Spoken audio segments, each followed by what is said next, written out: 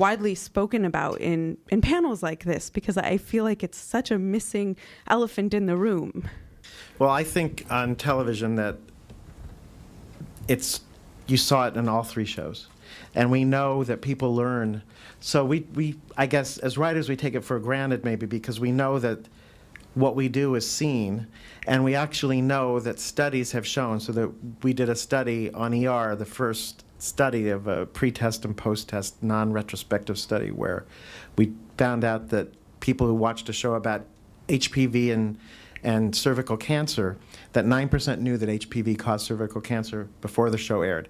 After the show aired, a random sample was queried by Princeton Survey Research and the Kaiser Family Foundation, and close to 30% knew that HPV caused cervical cancer. So I think that we could have talked about prevention, but we were talking more about what kinds of stories one can do. Now, certainly, it's been a real challenge in terms of how do you tell a prevention story and make it dramatic. It's like, okay. But you can. I think it's you certainly got it from the numbers episode where you saw at the end there was a public health message at the end of that show which said, here's how you donate your organs, and you have to have a pink dot, etc. That's really like basic public education, and prevention is something that Sandra can talk about too, because they've done the studies. But as we do it in the media, it's something that we have to pay more attention to and figure out how we can do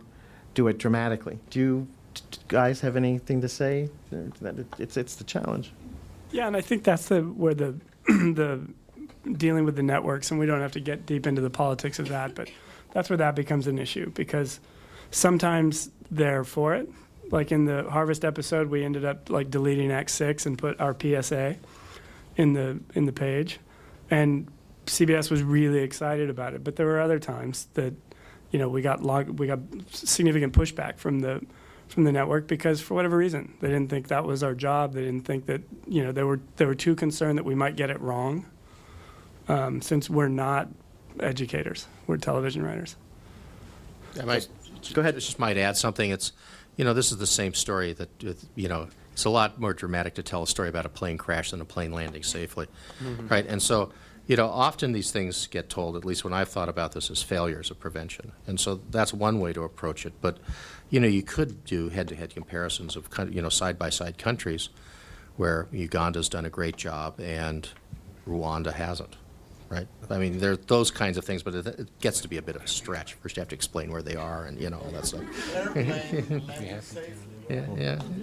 And I often think there are opportunities to close the loop, if you will, so that after the person has been treated and the case has been diagnosed and treated, that if it turned out to be malaria, that there's a teachable moment at the end where the physician hands the person a bed net and says, use it next time you go to Africa. So I think there are opportunities, particularly at the end of these stories, to kind of build in that prevention message, just like was done with numbers, and to extend it through the internet, which you're going to see a lot more partnerships. There's a partnership with Hollywood Health and Society and House, and they list after every episode what the disease was and how you can get more information. So you're going to see more and more, I think, this kind of thing happening as the networks are looking for ways to kind of bring in more viewers, that they're finding the natural affinity between actually doing that show and giving information.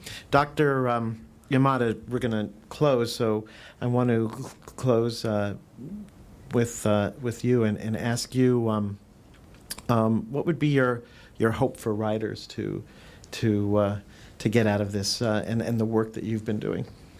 I think the most important moral of the story is that this isn't an exotic story. This is about all of us and the things that happen to us. And really the aspiration is that for people who don't have resources, who live without means, that they should have the same kind of benefit of science and technology and advances in medicine that we all benefit from. So it's an issue of equity, a common story, but one that can make a huge difference for so many people in the world. Thank you. Sandra? Thank you all for coming tonight. For the writers out there, please know that you can call on Hollywood Health and Society anytime you're doing a health storyline, be it domestic or global. And I'd like to extend a warm thank you to all of tonight's speakers, and particularly Dr. Yamada. Thank you.